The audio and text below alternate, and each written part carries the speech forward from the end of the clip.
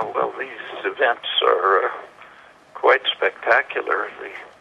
There has been in Tunisia at least a partial victory for popular forces, expelled the dictator, blocked his efforts to reinstall a similar government. Where it'll go from here, hard to say.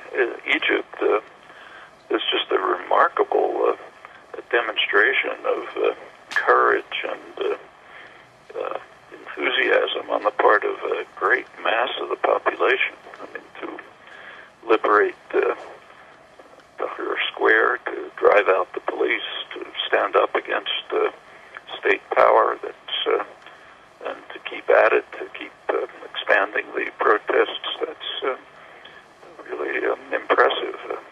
Very hard to think of counterparts anywhere in the world. I mean, people are comparing it with Eastern Europe, but it's nothing at all like that. I mean, for one thing, there's no Gorbachev among the imperial powers. And for another,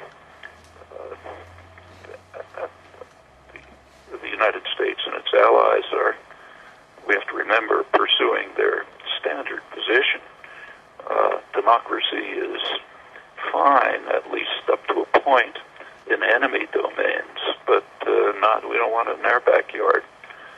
Democracy is okay only if it supports strategic and economic objectives. So the protesters in Eastern Europe had very powerful support from the major powers in the world and not too much resistance, whereas here it's quite different.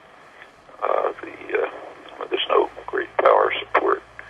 The U.S. and France, in the case of North Africa particularly, are doubtless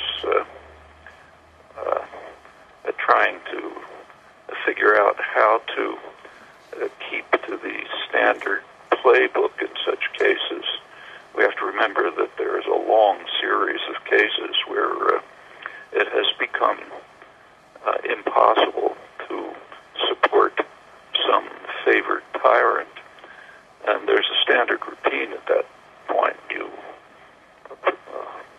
support him as long as possible. When it becomes impossible, for example, if the army turns against him, then turn 180 degrees,